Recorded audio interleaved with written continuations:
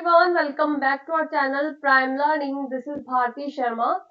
आज इस वीडियो में हम बात करने वाले हैं आईसीएमआर ब्रेड 2025 की प्रिपरेशन स्ट्रेटजी के बारे में। आईसीएमआर का एग्जाम किस तरह से आप टारगेट कर सकते हो, ठीक है, कम टाइम में सिलेबस किस तरह से कवर कर सकते हो, ऐसी क्या इंपॉर्टेंट चीजें हैं जो आपको प्रिपरेशन के दौरान ध्यान रखनी है, जो आपकी स्टडीज में काफी ज्यादा हेल्पफुल रहने वाली है। तो इन सब इम्पोर्टेंट चीजों के बारे में आज इस वीडियो में हम डिटेल में चीजें डिस्कस करने वाले हैं। अगर आप लोग अभी चैनल पर नए हैं तो मेक श्योर आप चैनल को सब्सक्राइब जरूर करें, सो दैट आने वाले इंपॉर्टेंट वीडियोस के नोटिफिकेशंस आप लोगों तक इजीली पहुंच जाए। एंड डेली अपडेट्स के लिए आप हमारे टेलीग्राम चैनल को भी ज्वाइन कर सकते हैं। उसका लिंक जो है वो आपको डिस्क्रिप्शन बॉक्स में प्रोवाइड करवा दिया जाएगा। Let's start our video. तो सबसे पहले अगर हम बात करते हैं आईसीएमआर एग्जाम के पैटर्न के बारे में, ठीक है, तो बहुत सारे लोगों के मन में ये क्वेश्चन है, ठीक है, कि इसका पैटर्न क्या है। ठीक है, तो इसका जो पैटर्न है, इसका 2023 से पहले इसका पैटर्न कुछ और था। 2024 में इसका पैटर्न जो है वो कम्प्लीटली चेंज हो चुका है। ठीक है, अब काफी लोगों के सवाल है कि पैटर्न इसका क्या है, क्योंकि कुछ लोगों को, ठीक है, गूगल पे अगर आप चेक कर रहे हो तो समटाइम्स यू नो आपको जो प्रीवियस जो पैटर्न है, ठीक है, वो आपको वहां पे डिस्प्ले हो रहा है। तो बहुत सारे स्टूडेंट्स में जो है कंफ्यूजन है। तो सबसे पहले बात करते हैं ओल्ड पैटर्न के बारे में। ओल्ड पैटर्न में क्या था कि आईसीएमआर का एग्जाम जो था, ठीक है, ए और बी सेक्शन में डिवाइडेड था। ए और बी सेक्शन, एक और सेक्शन वहां पे थी जो कि थर्ड सेक्शन या सी सेक्शन इसको हम कहते हैं, वो थी सोशल साइंस के स्टूडेंट्स के लिए, यानी कि जो सोशल साइंस के स्टूडेंट्स हैं वो भी इस एग्जाम को देते थे। ठीक है, अभी जो लास्ट टाइम जो एग्जाम हुआ है वहां पर सोशल साइंसेस के लिए कोई भी सीट्स अवेलेबल नहीं थी, तो सोशल साइंसेस के स्टूडेंट्स के लिए एग्जाम कंडक्ट नहीं हुआ था। ठीक है, अगर हम बात करते हैं तो आपका जो ओल्ड पैटर्न है उसमें आपको ए सेक्शन और बी सेक्शन होता था। लाइफ साइंस की अगर हम बात करते हैं तो ए सेक्शन में आपको जनरल एप्टीट्यूड प्लस जो भी आपका जनरल नॉलेज होता था, ठीक है, वो वहां पे पूछा जाता था। जो डिफरेंट जो एनवायरमेंटल के फिनोमिनन्स होते थे, जो फिजिक्स होता था, ठीक है, तो बहुत सारी ऐसी चीजें थी वो आपसे यहाँ पे पार्ट ए में पूछी जाती थी। ठीक है, तो जैसे कि एप्टीट्यूड है, ठीक है, आपसे सिर्फ जनरल एप्टीट्यूड ही नहीं, ठीक है, जितना भी आपका जनरल नॉलेज है, ठीक है, वो सब इंक्लूडिंग यहाँ पे स्टैटिक्स यहाँ पे होता था। बहुत सारे जो टॉपिक्स हैं वो यहाँ पे कवर होते थे। एनवायरमेंटल फिनोमिनन भी इसमें आता था। और तो यहाँ पे 50 क्वेश्चन होते थे और ऑल कंपल्सरी होते थे। बी पार्ट जो था आपका लाइफ साइंसेस का रहता था। ठीक है, उसमें जो बहुत सारे उसमें टॉपिक्स रहते थे। वाई जिस सिलेबस होता है आप सभी को पता है। ठीक है, तो उसमें जो 100 क्वेश्चन होते थे उसमें से आपको 75 क्वेश्चन अटेम्प्ट करने होते थे। ठीक है, अगर आप लोग सोशल साइंस के स्टूडेंट हो तो आपको सी प्लस है, यानी कि एप्टीट्यूड प्लस सोशल साइंस आपको यहाँ पे अटेम्प्ट करना होता था। अगर आप लाइफ साइंस के हो तो ए प्लस बी, यानी कि आप life science plus general aptitude. और तो यहाँ पे अगर हम मार्क्स की बात करते हैं तो यहाँ पे 1 मार्क्स का हर एक क्वेश्चन ईच मार्क्स जो ईच क्वेश्चन है वो 1 मार्क्स का रहता था। एंड यहाँ पे नेगेटिव मार्किंग 0.25 की नेगेटिव मार्किंग होती थी। ठीक है, टोटल मार्क्स यहाँ पे 125 रहते थे। और टाइमिंग यहाँ पे 2 आवर्स रहती थी। ठीक है, और ये सेक्शन जो था थर्ड वाला, ये सिर्फ सोशल साइंसेस के स्टूडेंट्स के लिए होता था। ओके, नेक्स्ट अगर हम बात करते हैं न्यू पैटर्न के बारे में। ठीक है, न्यू पैटर्न में क्या है, अभी इन्होंने क्या करा है जो कि 2024 के बाद ही फॉलो हो रहा है। इन्होंने यहाँ पर, ठीक है, 3 सेक्शंस इंक्लूड करी हैं, जिसमें कि फर्स्ट सेक्शन आपको कंप्लीटली जनरल एप्टीट्यूड आएगा। ठीक है, बी सेक्शन जो होगी आपके क्रॉस डिसिप्लिनरी एरिया से रहेगी। ठीक है, जितने भी लाइफ साइंस के जो भी क्रॉस डिसिप्लिनरी एरियाज है वहां से आपको, ठीक है, इंक्लूडिंग लाइफ साइंस, ठीक है, जितने भी बायोलॉजी के क्रॉस डिसिप्लिनरी एरिया है उन सब से आपको यहाँ पे क्वेश्चंस आते हैं।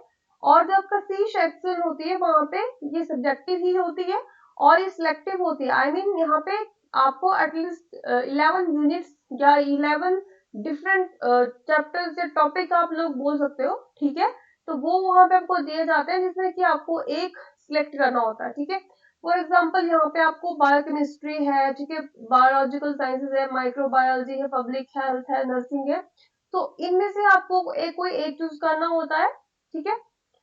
सो अगर हम यहाँ पे मार्किंग स्कीम की बात करें या क्वेश्चंस की बात करें, तो फर्स्ट में आपको 50 क्वेश्चन रहते हैं और सेकेंड में 50 होते हैं, थर्ड में 50 है, ठीक है। और सारे के सारे क्वेश्चन कंपल्सरी है, मतलब यहाँ पे चॉइसेस नहीं है कि 100 है 75 भी अटेम्प्ट करने, नहीं, यहाँ पे 50 है, 50 में से 50 आपको अटेम्प्ट करने। हाँ, आप ये आपकी मर्जी है कि 50 में से आप 40 अटेम्प्ट करो, 30 अटेम्प्ट करो, बट ऐसे कोई चॉइसेस यहाँ पे नहीं है, ठीक है। सारे के सारे क्वेश्चन कंपल्सरी है, ठीक है, और हर एक क्वेश्चन 1 मार्क्स का है एंड नेगेटिव मार्किंग यहाँ पे 0.25 की है, टोटल मार्क्स यहाँ पे 150 है, ठीक है जी।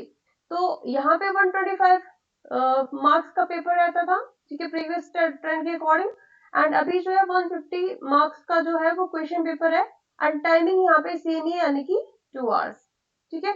आई होप आपको डिफरेंस समझ में आया होगा ओल्ड और न्यू पैटर्न में।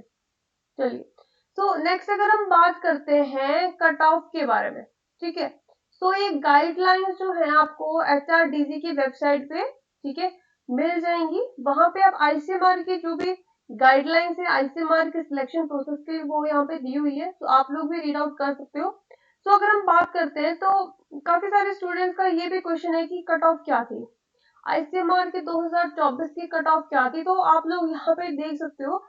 ये जो आईसीएमआर का एग्जाम था, जिन जिन लोगों ने भी जिन भी स्टूडेंट्स आईसीएमआर का एग्जाम दिया था, उनको पता होगा कि जो इस लास्ट टाइम क्या था कि 50% मार्क्स फॉर जनरल, ठीक है, OBC, PWD and EWS category के लिए, अगर आपने, ठीक है, 150 में से 50% मार्क्स लिए हैं, यानी कि 75% आपकी 75 मार्क्स आपके हैं, ठीक है, तो आपका जो एग्जाम क्वालिफाइड है, ठीक है। मिनिमम मार्क्स कितने होने चाहिए, 75, यानी कि 50% for general, PWD and EWS categories के लिए। ऑलराइट, अगर आप एससी एसटी कैटेगरी से बिलोंग करते हैं तो आपके लिए जो थे वो क्वालिफाइंग मार्क्स कितने थे, 45%, ठीक है। और उसके अकॉर्डिंग जो थे नेक्स्ट यहाँ पे क्राइटेरिया बताया गया है, ठीक है।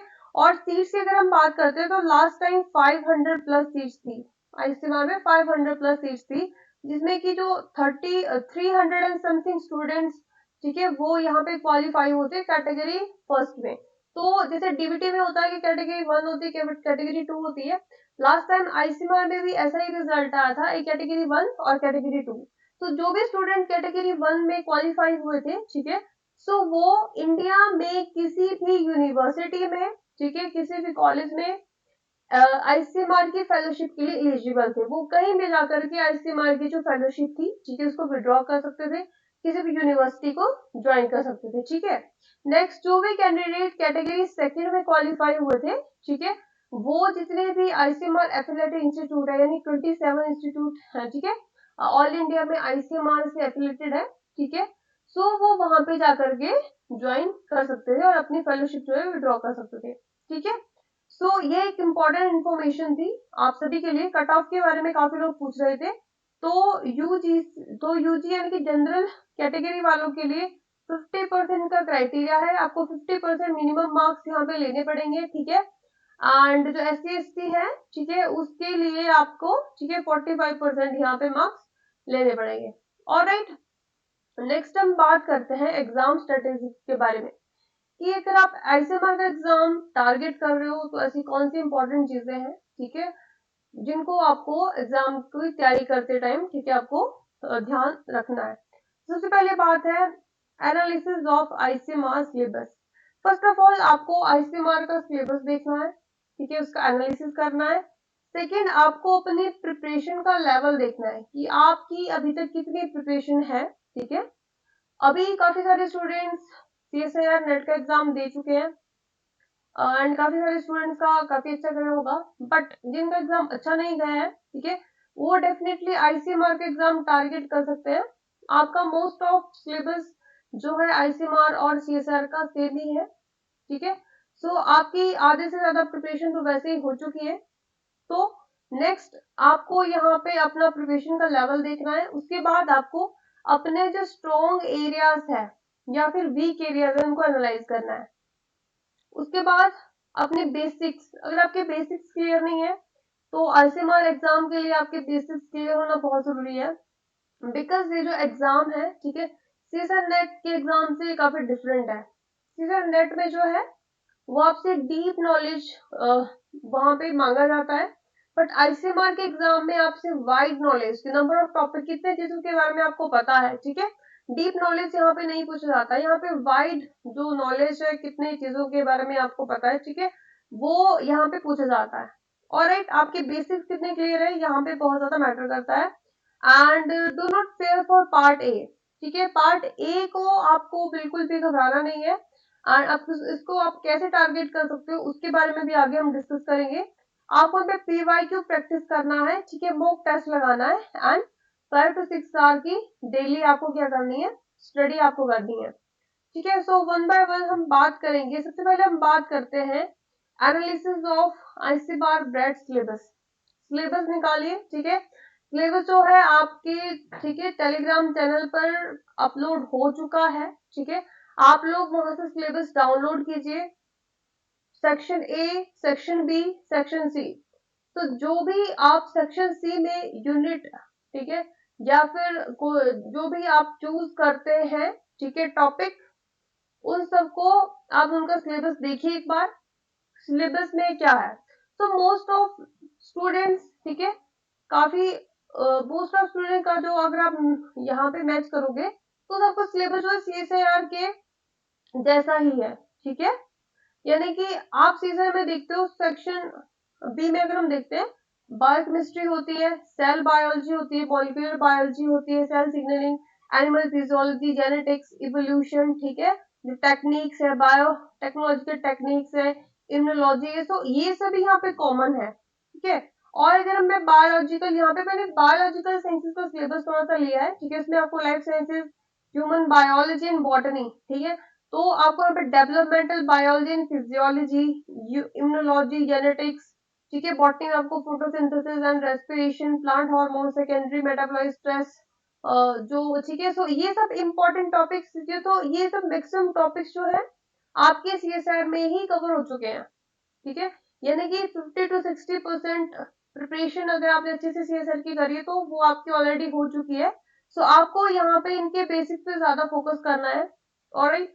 तो आपको आपका मैक्सिमम सिलेबस यहाँ पे कवर हो चुका है। जो न्यू स्टूडेंट्स है, ठीक है, उनके लिए भी आगे हम बात करेंगे कि वो किस तरह से कम टाइम में ज्यादा से ज्यादा सिलेबस कवर कर सकते हैं। सेक्शन ए के लिए, ठीक है, आपको यहाँ पे रीडिंग कॉम्प्रिहेंशन प्रैक्टिस करना है, reasoning ability, analytic ability, quantitative ability and quantitative comprehension, ठीक है जी। सबसे पहले आपको अपना सिलेबस एनालाइज करना है।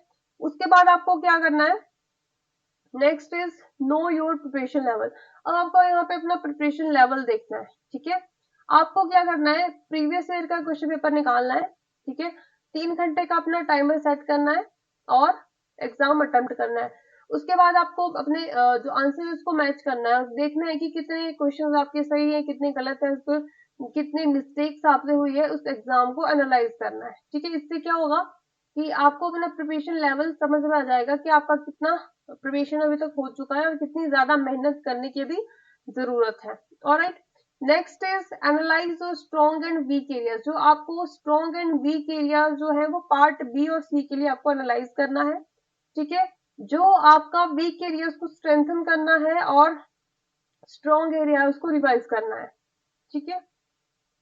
नेक्स्ट, और पार्ट ए के लिए डेली आपको 1 घंटा प्रैक्टिस करना है पार्ट ए, ठीक है। पार्ट बी के लिए क्वेश्चन प्लस जो कंसेप्ट है उसकी प्रैक्टिस करनी है आपको daily. Next is clear your basics first. अगर आपके बेसिक्स क्लियर नहीं है, ठीक है, एडवांस में आप चले गए हैं और आपके बेसिक्स अभी तक क्लियर नहीं है, तो सबसे पहले आपको क्या करना है, आपको एनसीईआरटी उठानी है 11th-12th की, ठीक है। तो वहां पे आपको बहुत सारे टॉपिक्स मिल जाएंगे। बायोटेक्नोलॉजी के लिए, ठीक है, आपको बायोलॉजी की आपको एनसीईआरटी उठानी है। बायोटेक्नोलॉजी टेक्निक्स के लिए आपको जो बायोटेक्नोलॉजी है, बायोटेक्नोलॉजी की बुक है एनसीईआरटी की 11th-12th की, ठीक है, वो आपको उठानी है।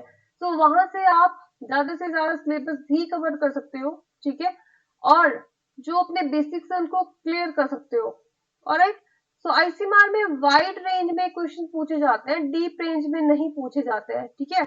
तो जो आप जिनके भी एनसीईआरटी काफी ज्यादा मतलब उनकी एनसीईआरटी के कॉन्सेप्ट क्लियर है, तो उन लोगों के काफी ज्यादा चांसेस होते हैं कि वो एग्जाम क्लियर कर लें, ठीक है।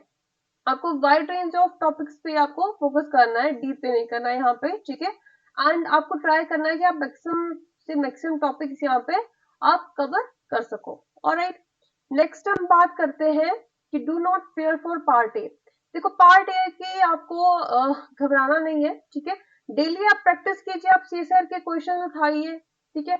आप 10 क्वेश्चन प्रैक्टिस कीजिए, जो सीएसआर के जो पार्ट ए के क्वेश्चन है आप उनको प्रैक्टिस कीजिए। डीबीटी के जो क्वेश्चन है, ठीक है, आप डीबीटी के क्वेश्चन पेपर उठाइए, जो उनके पार्ट डी के क्वेश्चन आप उनको प्रैक्टिस करिए। आप गेट के प्रीवियस के क्वेश्चन उठाइए, ठीक है, और उनके जो भी पार्ट ए में क्वेश्चन है उनको प्रैक्टिस करिए। आपकी पार्ट ए की प्रिपरेशन वहां से ही बहुत अच्छी हो जाएगी, ठीक है।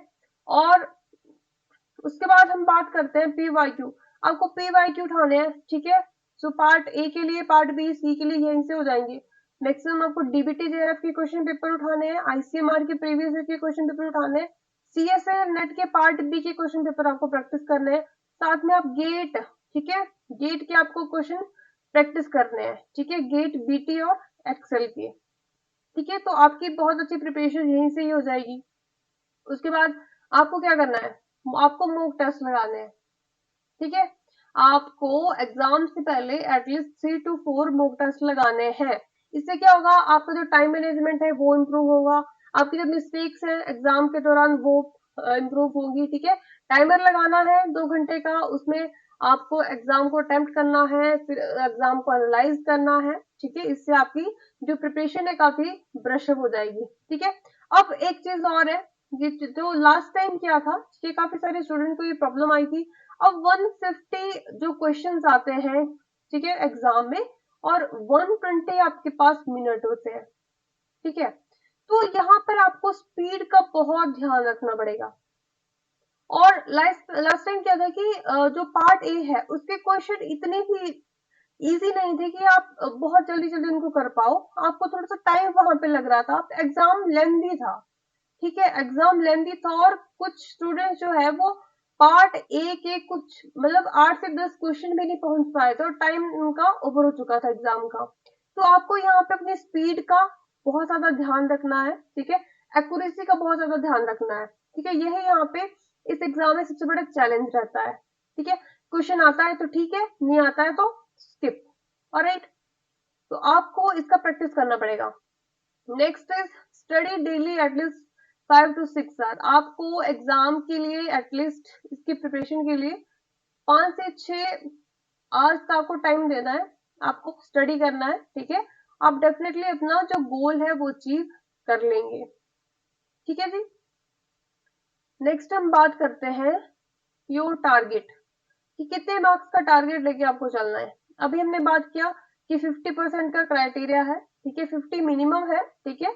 बट आपके लिए सेफ स्कोर यहाँ पे 95 प्लस है, जो भी जनरल कैटेगरी से है, ईडब्ल्यूएस से है, पीडब्ल्यूडी है, ओबीसी से है। एंड एससी एसटी के लिए यहाँ पे 45% का क्राइटेरिया है, यानी कि अगर आप जनरल कैटेगरी से हो तो आपको 70 मार्क्स 75 मार्क्स मिनिमम यहाँ पे लेने ही है। अगर आप एससी एसटी से हो तो 67 मार्क्स आपको यहाँ पे लेने ही लेने हैं, ठीक है। सो सेफ स्कोर जनरल कैटेगरी के लिए 95 प्लस तक यहाँ पे लेंगे, ठीक है। एंड 80 प्लस जो है हम अदर कैटेगरीज के लेंगे। सो पार्ट ए में, पार्ट बी और पार्ट सी, ठीक है।